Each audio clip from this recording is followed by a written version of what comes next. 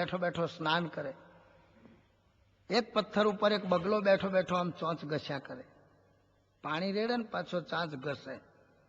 એટલે પેલા બ્રાહ્મણે શ્લોક બનાવી દીધો, ઘિસત ભાઈ ઘિસત હે ડાલત ઉપર પાણી, તું કાય કુ ઘિસત વો બાત મેં જાણી. રાજા એ શબ્દ સાંભળ્યા એટલે બ્રાહ્મણને કહે છે, ભાઈ તું કયો શ્લોક બોલ્યો, મને બહુ સારો લાગ્યો, એ શ્લોક મને શીખવાડી દે. પેલા બ્રાહ્મણે રાજાને આ શ્લોક શીખવાડ્યો કે ઘિસત ભાઈ ઘિસત હે ડાલત ઉપર પાણી, તું કાહે કો ઘિસત હે વો બાત મેં જાણી. રાજા તો ગોખતા ગોખતા ઘેર ગયા.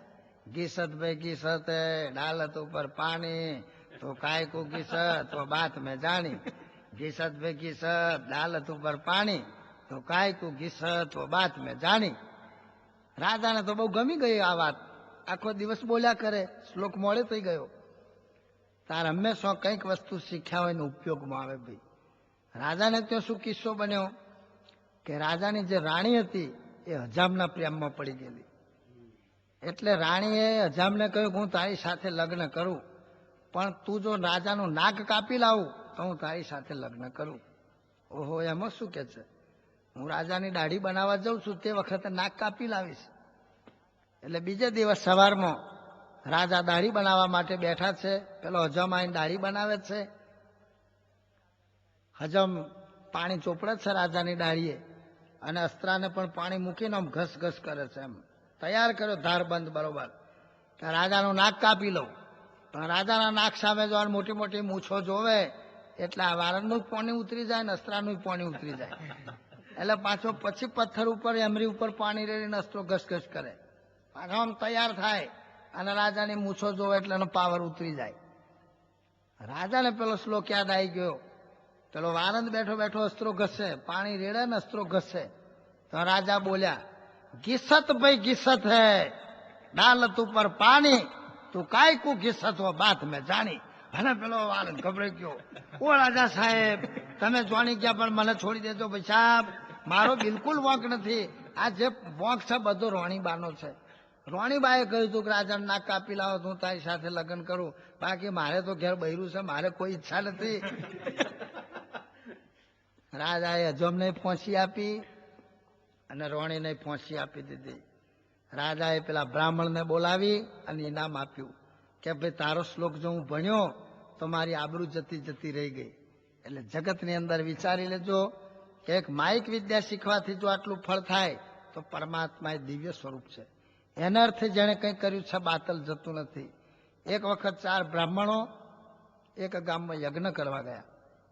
યજ્ઞના અંતે યજમાને ઘણી દક્ષિણા આપી. 4 બ્રાહ્મણો પાછા ધન આવ્યું. એમણે વિચાર કર્યો પ્રભુની કૃપાથી આપણને જ્ઞાન થયું છે તો આપણે વિદ્યા ભણ્યા અને આ યજ્ઞ કરાવ્યો, તો આ મળેલા ધનમાંથી પ્રભુનો ભાગ આપણે કંઈક આપવો જોઈએ. તો પહેલા બ્રાહ્મણે નક્કી કર્યું કે ભગવાનની મૂર્તિ આગળ એક નાની વાડકી મૂકી અને પોતાની પાસે જેટલા રૂપિયા હતા બધા રૂપિયા ઉછાળ્યા કે વાડકીમાં પડે એટલા પ્રભુના, બહાર પડે એટલા મારા. બીજો માણસ જરા ઉદાર મનનો, એણે મોટું તોસડું મૂક્યું ભગવાનના પગ આગળ, બધા રૂપિયા ઉછાળ્યા કે તોસડાની અંદર પડે એટલા પ્રભુના અને બહાર પડે એટલા મારા. ત્રીજો વરી એનાથી ઉદાર દિલનો હતો, એણે ભગવાનની આગળ ગોળ કુંડારું દોરી દીધું કે આ લક્ષ્મણ રેખા દોરી છે, એની અંદર પડે એટલા રામના અને બહાર પડે મારા કામના. પણ ચોથો તો બહુ ઉદાર હતો કે હે ઉપરવાળા, આ જે છે એ બધું તારું છે, હું તો માત્ર નિમિત્ત છું, માટે આ બધા રૂપિયા હું ઉપર ઉછારું છું ઊંચા, જેટલા ઉપર જાય એટલા તારા અને નીચે આવે મારા.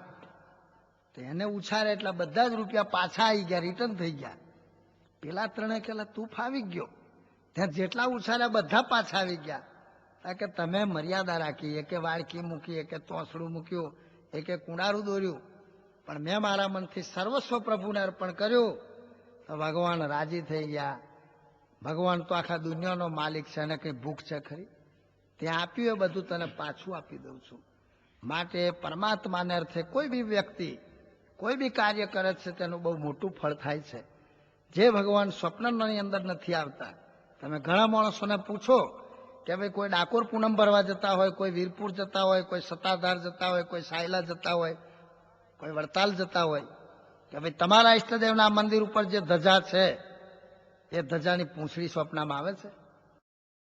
સૂર મંદિર આણંદ સહર્ષ રજૂ કરે છે સત્સંગ મનોરંજન ભાગ 8મો. કે ભાઈ તમારા ઈષ્ટદેવના મંદિર ઉપર જે ધજા છે એ ધજાની પૂંછડી સ્વપ્નમાં આવે છે? તમે કોઈને પૂછી જો, જવાબ આપશે કે ના યાર પૂંછડી કોઈ દાડ નહીં દેખાય. તો મંદિરની ધજાની પૂંછડી સ્વપ્નમાં ના આવે તો આખી ધજા સપનામાં આવે? ધજા ના આવે, ધજા વારો આવે? મંદિરના શિખરની અણી સપનામાં નહીં આવતી તો અણી નીચે બેઠેલો ધણી દેખાય છે? તમે જુઓ દુનિયામાં સ્વપ્ન લોકોને આવે. કોઈના રાતે સપનામાં રૈડો દેખાય, કોઈને ગયડો દેખાય, કોઈને સારા ઘઉં દેખાય, કોઈને પોતાની વહુ દેખાય, કોઈને ગાડી દેખાય તા કોકને લાડી દેખાય, તા કોકને દૂધણી પાળી દેખાય, કોકને લીંબુની વાળી દેખાય, કોઈને સ્કૂટર દેખાય, કોઈને ટ્રેક્ટર દેખાય, તા કોઈને એક્ટર દેખાય. જાત જાતની સ્વપ્નની અંદર માઇક વસ્તુ દેખાય છે, પણ વસ્તુને બનાવનાર જે પરમાત્મા એ સ્વપ્નમાં નહીં આવે. સંતોએ કીર્તનમાં લખ્યું છે, મહારે મુનિના ધ્યાન મોનાવે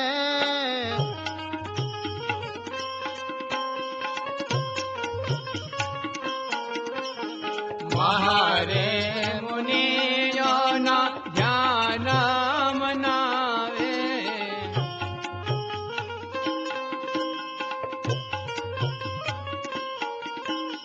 તેરે સાંભળ્યોજી મુજને બોલાવે તેરે સાંભળ્યોજી મુજને બોલાવે ના ગઈ ગંગા ગોદાવરી કાશીના ના ગઈ ગંગા ગોદાવરી કાશી ઘેર બેઠા મળ્યા અક્ષરવાસી ઘેર બેઠો મારા અક્ષરવાસી આજ સખિયા નંદની હેલી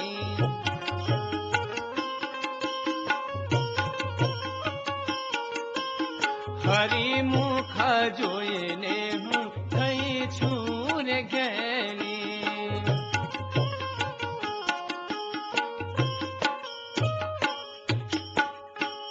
જે પરમ તત્વ જપ તપ તીર્થ કરતે નાવે ધરતે જોગીને ધ્યાન તે આવ્યા જનને ભુવન ચાલી આજ મેર કરી મેરવાન.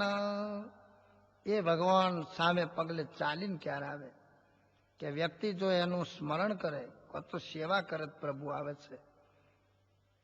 ભીલ જ્ઞાતિમાં સબરી થઈ ગઈ, જાતેથી ભીલ પણ હરિભજનમાં ના રાખી ઢીલ. નામ હતું સવરી, નથી કરતી લવરી, નથી બેઠી રહેતી નવરી. એ જબરી હિન્દુસ્તાનની ગૌરી ભાઈ. એણે રામચંદ્ર ભગવાનને પોતાની ઝૂંપડીએ બોલાવી લીધા. રામ આવશે, રામ આવશે, રામ આવશે. 95 વર્ષની એની સાધના. તો રઘુનાથજી પ્રભુ રાવણના સોનાના મહેલમાં એક પણ પગલું નથી પડ્યું. એ પરમાત્મા સબરીની ઝૂંપડી આવ્યા. માટે સંતોને લખવું પડ્યું છે કે એ વર નહીં મળે ખર્ચે નાણું રે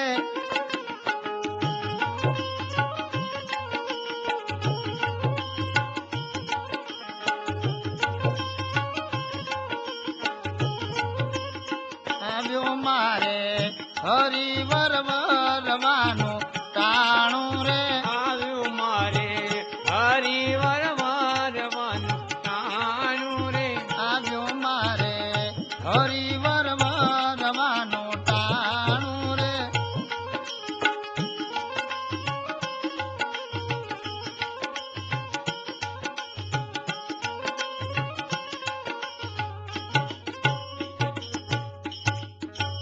તો જે પ્રભુ સબરીની ઝૂંપડી આવ્યા છે એ પ્રભુ ડાકોરમાં આવ્યા. એક ઠાકોર કુટુંબનો બોડાણો વાલાની મૂર્તિના અંદર જોડાણો. પોતે દર વર્ષે હાથમાં તુલસીનું કુંડું લઈ ચાલીને દ્વારકાધીશના દર્શને